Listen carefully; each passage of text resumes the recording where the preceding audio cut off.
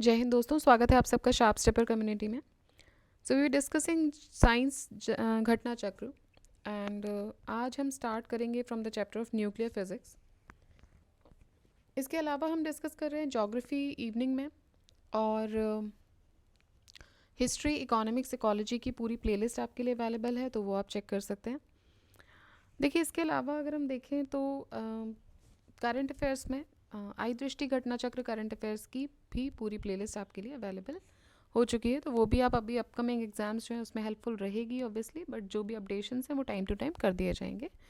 So accordingly आप देख लीजिएगा, चेक कर सकते हैं प्लेलिस्ट, ठीक है। So let's start with the first question for today from nuclear physics. Which one of the following pairs is not correctly matched? Discovery of meson, discovery of positron, theory of energy production in the sun and stars, synthesis of transuranic elements. तो देखिए इसमें से synthesis of transuranic elements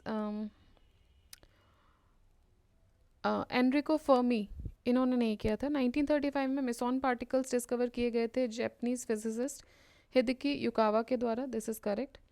then positron, the antiparticle of antimatter counterpart of electron, ये discover किया था C D Anderson ji ने। Next is U F Hess और C D Anderson, इन दोनों ने मिलकर 1932 में किया था। 1938 में Hans Albrecht Bethe, he described the nuclear reactions that power the sun and other stars. And in synthesis of transuranic elements, Glenn T. Seaborg played an important role instead of Enrico Fermi. तो ये जो ट्रांसयूरेनिक elements की बात है, इसमें Glenn T सीबर्ग ने important role play किया था, ना कि फर्मी ने। The fact is that he attempted to prepare a transuranic element in 1934 in Rome, but he failed to do so. Alright, next देखते हैं। Theory of evolution was propounded by Charles Darwin, बिल्कुल सही है। Theory of evolution हम हमेशा से पढ़ते आ रहे हैं, चार्ल्स डार्विन जी ने propound की थी। The breaking apart of the nucleus of an atom is called fusion. देखिए, ब्रेकिंग अपार्ट को फ्यूजन नहीं बोलते। फ्यूज करना मतलब क्या होता है? मिलना, जुड़ना किसी से, ये हो जाएगा फिजन, ठीक है। So breaking apart would be fission.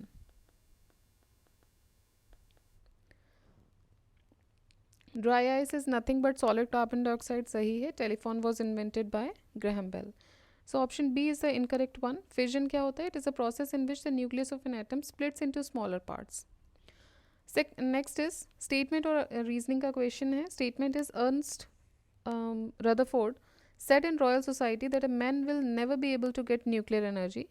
He was confident that the law of Einstein will fail and volume will not be converted to energy. तो ये इसका रीज़न है, देखते हैं। देखिए, दोनों ही सही बता रहे हैं। A is correct and R is probably the reason for it. तो इसी वजह से उन्होंने उस टाइम ऐसा बोला था। One of these particles is claimed to have invented which rebuke the Einstein's theory of relativity. तो ये है microwave photon. The two physicist Gunter Nimtz and Alfons Stahlhofen of the University of Koblenz, Germany, claimed that they had propelled microwave photons faster than the speed of light. This would be the direct violation of a key content of Einstein's special theory of relativity, जो कि ये बोलती है that nothing under any circumstance can exceed the speed of light. तो जो microwave photon है वो इस थियोरी को कॉन्ट्रोडिक्ट करता है, because these physicists, the two names that has been given, they claim that they had propelled microwave photons faster than the speed of light.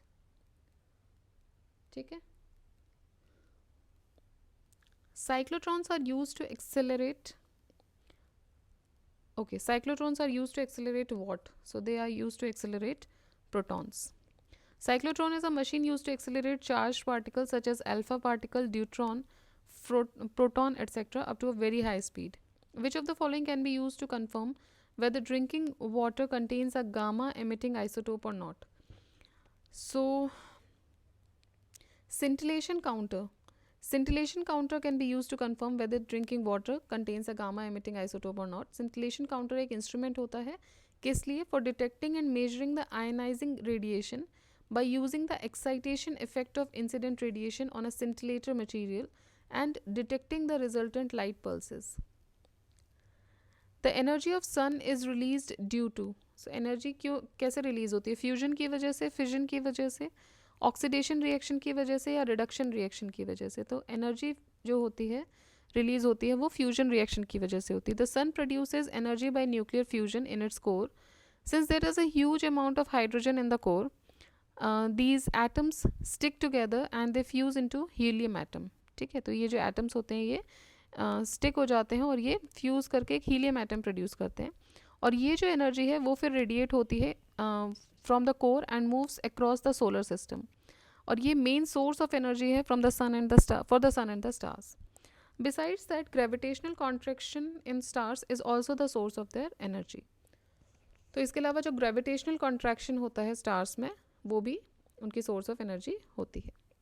Stars obtain their energy from, stars को energy कहाँ से मिलती है? Nuclear fusion से, gravitational contraction से, chemical reaction से या nuclear fission से. तो देखिए फ्यूजन से अभी हमने देखा मिलती है, ग्रेविटेशनल कॉन्ट्रैक्शन का भी कॉन्सेप्ट हमने पढ़ा. केमिकल रिएक्शन से नहीं मिलती है और फ्यूजन से मिल रही है तो फिजन से नहीं मिलेगी, कॉन्ट्रैक्ट करेगा. सो 1 and 2 would be the answer. The stars receive their energy from which of the following? So they receive their energy from nuclear fusion. Which of the following is the source of renewable energy in stars? तो देखिए renewable energy का जो source है stars में वो है hydrogen changes into helium. ठीक है, so this is the source of energy. Hydrogen changes into helium, fuse होके helium बना रहे हैं. Source of energy from the sun is nuclear fusion. Consider the following statements. In a nuclear reactor, self-sustained chain reaction is possible. Why? Because more neutrons are released in each of the fission reaction. The neutrons immediately take part in fission process. The fast neutrons are slowed down by graphite. Every neutron released in the fission reaction initiates further fission. ठीक है, अब हम ये बात किस case में कर रहे हैं? In a nuclear reactor self sustain chain reaction possible होता है क्योंकि ज़्यादा न्यूट्रॉन्स जो होते हैं, the more neutrons are release in each of the fission reaction. सही बात है. और जो फास्ट न्यूट्रॉन्स हैं उनको ग्रेफाइट से स्लो किया जाता है, स्लो डाउन किया जाता है. तो ये दोनों स्टेटमेंट सही हैं. न्यूक्लियर रिएक्टर फॉर्मली इसको हम एटॉमिक पाइल या मॉलिक्यूलर फर्नेस भी बोलते थे. यूजेज यूरेनियम 235 और plutonium 239 as the fuel. When this fissile atomic nucleus absorbs a proton, it may undergo nuclear fission. The heavy nucleus splits into two or more lighter nuclei और उससे kinetic energy release होती है, gamma radiations release होते हैं and free neutrons release होते हैं. And to reduce the speed of neutrons in this reaction, H2O light water, D2O heavy water, graphite और beryllium oxide ये मॉडरेटर के तौर पे यूज़ किए जाते हैं. तो इस पूरी प्रोसेस को सेल्फ सस्टेन चेन रिएक्शन बोला जाता है. So statement 1 and 3 are correct. What is nuclear reactor? Place where atomic bomb is built, heavy water pond, the emitter of U-238 और अ मॉलिकुलर फर्नेस. सो देखिए जो न्यूक्लियर रिएक्टर है वो क्या होता है? मॉलिकुलर फर्नेस होता है. ऑल्दो अभी आपको लगेगा कि बहुत ईजी क्वेश्चन पूछ रहे हैं, ये कॉन्सेप्ट पूछा गया 1992 में, तब ये नई चीज़ें थी. ठीक है, तो उसके हिसाब से दिस इज स्कूल. अभी आपने अपनी प्रिपरेशन के टाइम पे बहुत कुछ पढ़ लिया इसके बारे में, बट उस टाइम पे ये नई चीज़ थी. सो 1992 का क्वेश्चन है. अकॉर्डिंगली ये क्या है? ये मॉलिकुलर फर्नेस है. Which statement is not associated with nuclear fission? Neutron induced nuclear reaction, energy generation in stars, source of energy in nuclear reactor that produces electricity, and enormous energy is released in an atom bomb. तो ये बोल रहे हैं कि इसमें से कौन सा स्टेटमेंट जो है वो न्यूक्लियर फिजन से एसोसिएटेड नहीं है. तो देखिए एनर्जी जनरेशन इन स्टार्स जो होती है वो फ्यूजन से होती है, ना कि फिजन से होती है. ग्रेविटेशनल कॉन्ट्रैक्शन एंड फ्यूजन ये दो मेन रीजंस होते हैं for the energy generation in stars. Nuclear fission is a type of reaction जिसमें कि हैवी एटॉमिक न्यूक्लियस स्प्लिट करता है फ्रेगमेंट्स में ऑफ रफली equal mass releasing huge amount of energy. So sorry मैंने एक साथ पढ़ दिया, ऑफ रफली इक्वल मास, और इनमें से बहुत सारी एनर्जी रिलीज होती है, releasing the huge amount of energy. In contrast nuclear fusion जो होता है, इट अकर्स व्हेन टू और more smaller nuclear they fuse together to form a heavier atom and release a high amount of energy. Neutron induced nuclear fusion reaction, nuclear reactors producing electricity and atom bomb. ये nuclear fission पे based होते हैं, reactions पे based होते हैं, जबकि energy generation जो होता है स्टार्स में वो होता है न्यूक्लियर फ्यूजन की वजह से. Consider the following statements about nuclear fusion reactors. ये काम करते हैं on the principle of fission of heavy nuclei. They usually have tokamak design, they operate at very high temperatures. तो देखिए फर्स्ट वाला छोड़ दें, अगर they work on the principle of fission of heavy nuclei. बाकी दोनों स्टेटमेंट जो हैं वो सही हैं फ्यूजन रिएक्टर्स के लिए. तो न्यूक्लियर फ्यूजन रिएक्टर्स जो होते हैं वो फ्यूजन पे बेस्ड होते हैं ऑफ टू न्यूक्लियर. तो ऑब्वियसली पहला जो स्टेटमेंट है वो वैसे ही कॉन्ट्रोडिक्ट कर रहा है फिजन बोल के. ठीक है, इनको आप थर्मोन्यूक्लियर रिएक्शंस भी बोलते हो क्योंकि ये बहुत हाई टेम्परेचर पे ऑपरेट करते हैं. Usually nuclear fusion reactors have tokamak design. The difference between nuclear reactor and atom bomb क्या होता है? सो there is no chain reaction in nuclear reactor, whereas this happens in atom bomb. The chain reaction in nuclear reactor is controlled. The chain reaction in nuclear reactor is not controlled. Atom bomb is based on nuclear fusion, whereas in nuclear reactor nuclear fission occurs. Okay. तो देखिए इसमें से जो second statement है, the chain reaction in nuclear reactor is controlled, ये सही है. देखिए चेन रिएक्शन प्रोसेस जो होती है वो न्यूक्लियर रिएक्टर्स में यूज़ की जाती है एंड एटम बॉम्ब्स में. They are used in nuclear reactors and atom bombs, both release vast amount of energy. But जिस मैनर में ये एनर्जी कंट्रोल की जाती है और यूटिलाइज की जाती है वो दोनों केसेस में अलग होता है.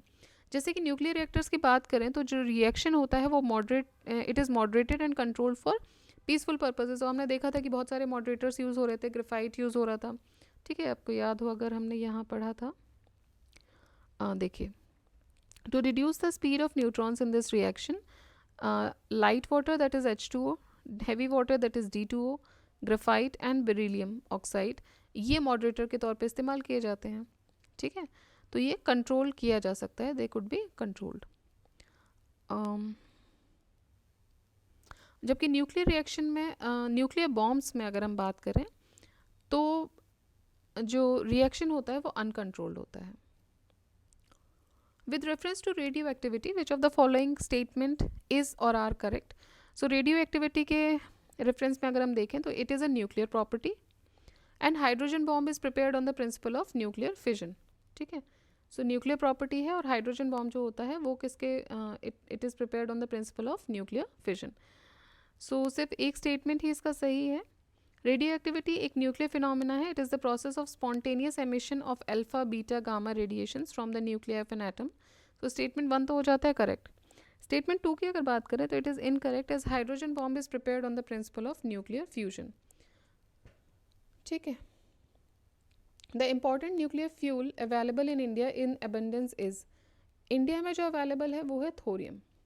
तो एक रिपोर्ट के अनुसार of department of atomic energy in India, there are approximately 10.70 million tons of monazite which contains 9,63,000 tons of thorium oxide, and India is one of the country that has an abundance of thorium. Andhra Pradesh has about 35% of thorium reserves of India. Radioactive elements which has been found to have large reserves in India is, so the radioactive element which has been found to have large reserves in India, it is thorium.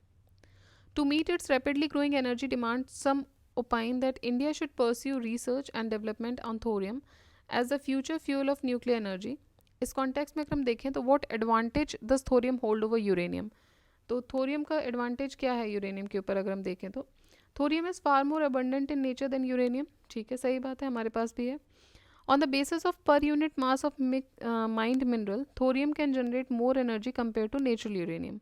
ठीक है, तो second भी सही हो जाएगा. ये इसका advantage ही तो पूछ रहे हैं तो ये भी एडवांटेज में आ जाएगा और ये बात सही भी है.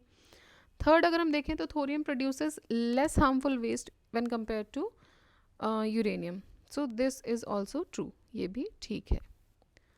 ठीक है, तो देखते thorium is more abundant in earth crust than uranium at a concentration of 0.0006 percentage versus 0.0018% for uranium 3 times.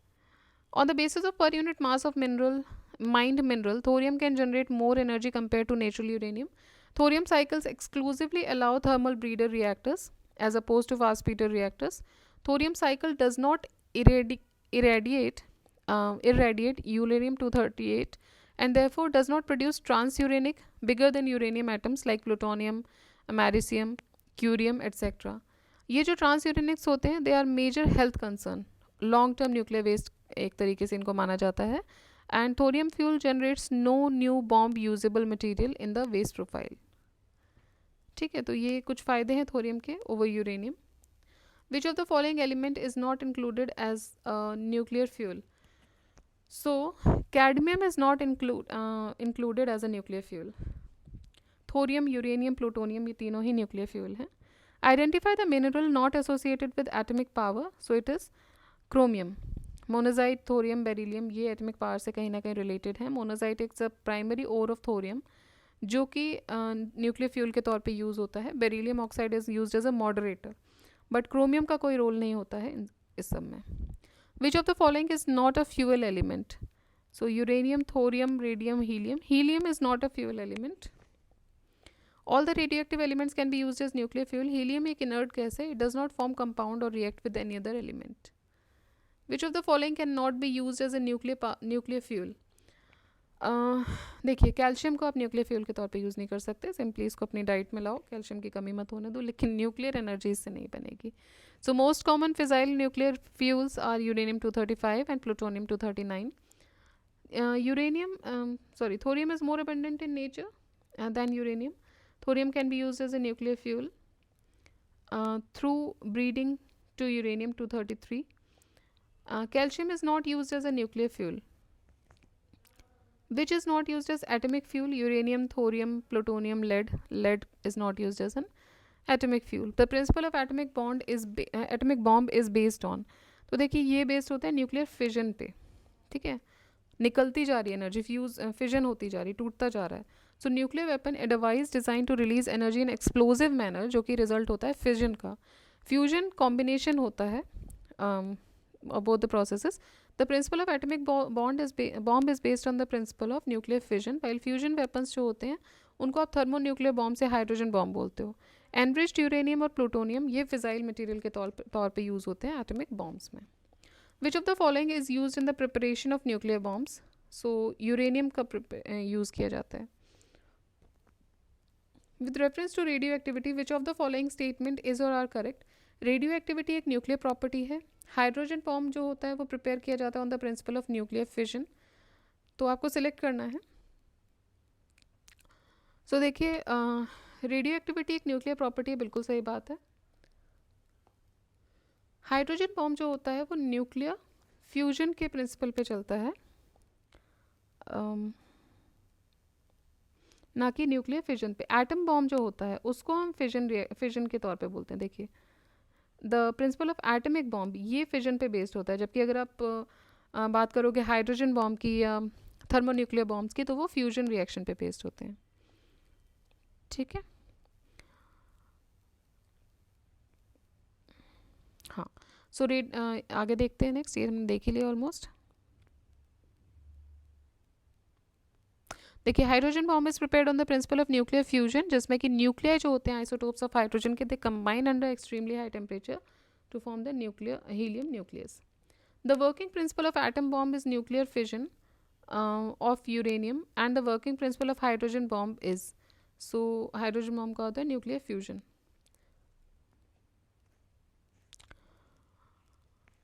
Hydrogen bomb is based on the principle of, it is based on the principle of uncontrolled fusion reaction. Uncontrolled fusion reaction.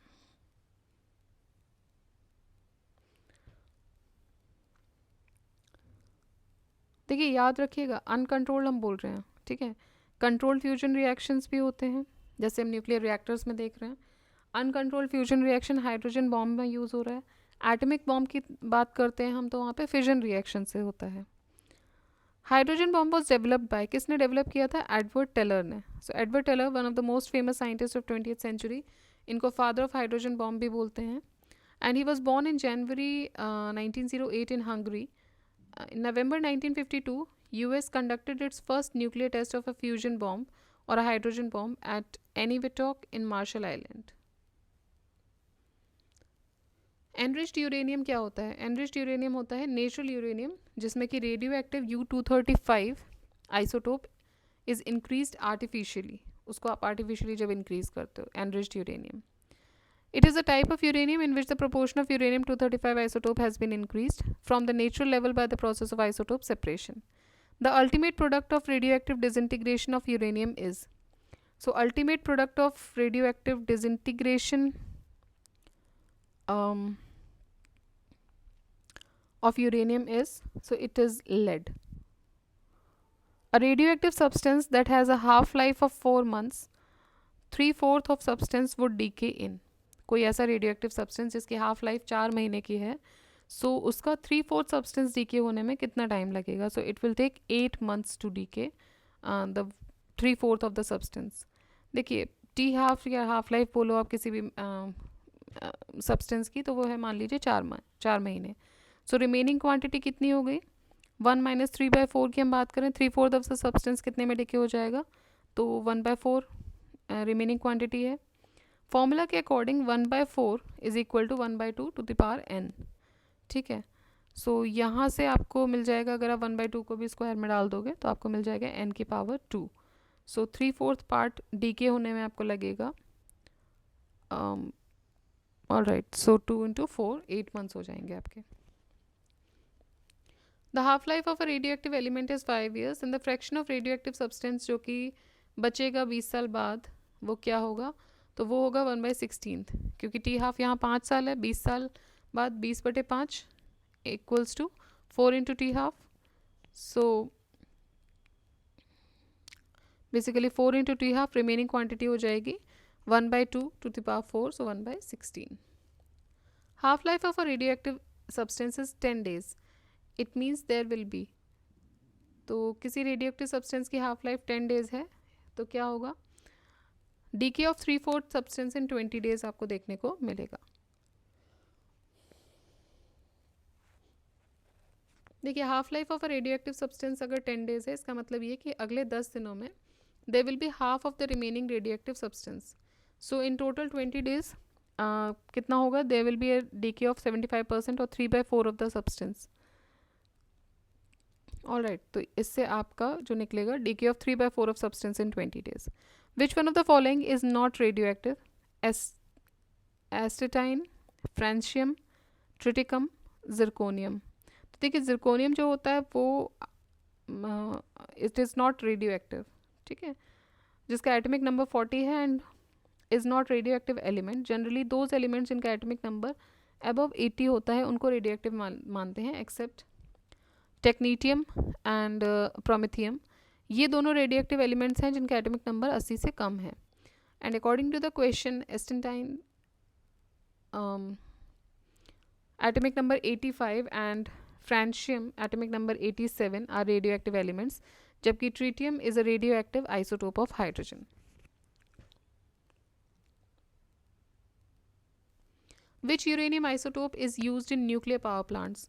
Nuclear power plants में use होने वाला uranium isotope कौन सा है? It is uranium 235. Uranium 235. So uranium 238 and 235 जिसमें 143 neutrons होते हैं, they are the most common isotopes of uranium. Uranium 235 is the isotope of uranium that is used in nuclear reactors. Natural uranium contains only around 0.7% of uranium 235 and most nuclear requires a uranium 235 concentration या फिर between 3% to 5%. So process of increasing the concentration of uranium 235 इसको आप बोलते हैं enrichment.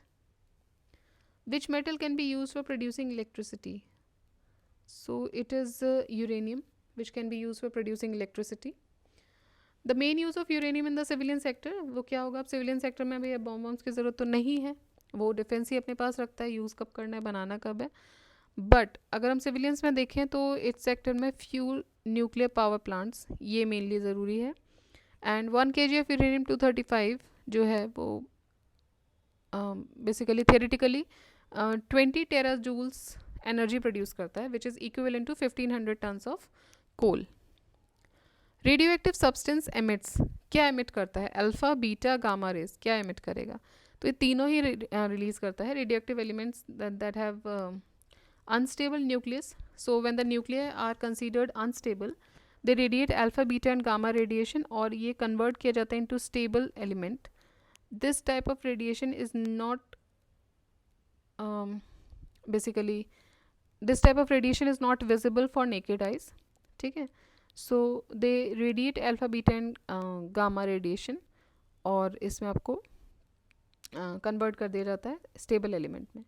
What happens if the control rods are not used in nuclear reactor?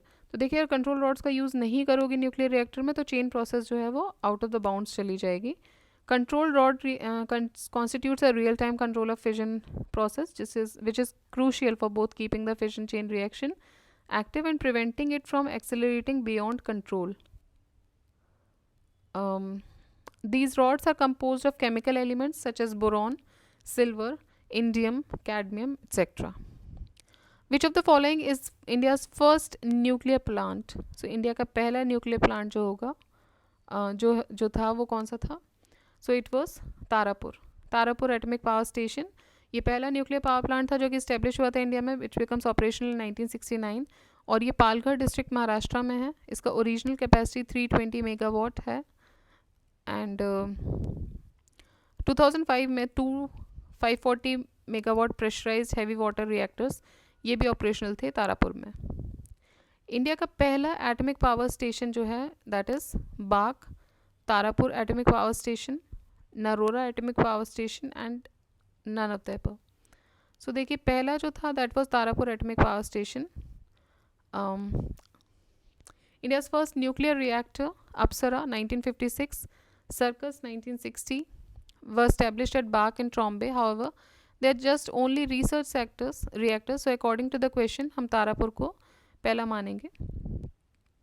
Who is present director of BARC? So present director of BARC जो हैं RK Sinha, but फिर भी इसको check करना पड़ेगा।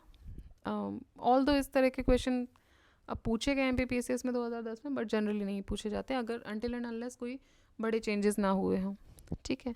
सो during the question period Ratan Kumar Sinha ji was the chairperson during and was the director of BARC, okay. While at present, Dr. Ajit Kumar Mohanty is serving the same position since 12th March 2019. What are the links between Dhruv, Purnima and Cirrus? ये तीनों ही Indian research reactors हैं। Dhruva, Purnima and CIRUS are Indian research reactors. Purnima 1, 2, 3 ये indigenously develop किया गया था, और Purnima 1, 2, 3 were indigenously designed reactors. All of these 3 reactors were decommissioned decades ago. Cirrus was a heavy water tank reactor which is fueled with 10 tons of natural uranium, and it generated about 40 megawatts of thermal power and was supplied by Canada and became fully operational in 1960. तो ये जो reactor है it was permanently shut down in 2020, while the Dhruva is a heavy water tank reactor fueled with 6.5 tons of natural uranium, indigenously supplied and generating 100 megawatt of power, ठीक है। तो ये बात हो रही थी ध्रुव, पूर्णिमा और सिरस के बीच का लिंक क्या था इसके बारे में था। तो देखिए यहाँ पर हम इस वीडियो को ख़त्म करेंगे। सो देर आर अराउंड 90 क्वेश्चंस, तो 2 वीडियोज़ में इसको हम कंप्लीट करेंगे, और आप इसको रिविज़न करिए। ये वाला चैप्टर थोड़ा सा ज़्यादा समझ में जल्दी आता है। कभी कभी कुछ क्वेश्चंस देखिए कुछ चैप्टर्स होते हैं जहाँ थोड़ी सी ज़्यादा पॉसिबिलिटीज़ होती है आपको कंफ्यूज करने की, बट हाँ दिस इज़ ओके। यहाँ पे आपको कुछ चीज़ें तो याद भी करनी है। सो रिवाइज करते रहिए, पढ़ते रहिए और अपना ध्यान रखिए। जय हिंद, जय भारत।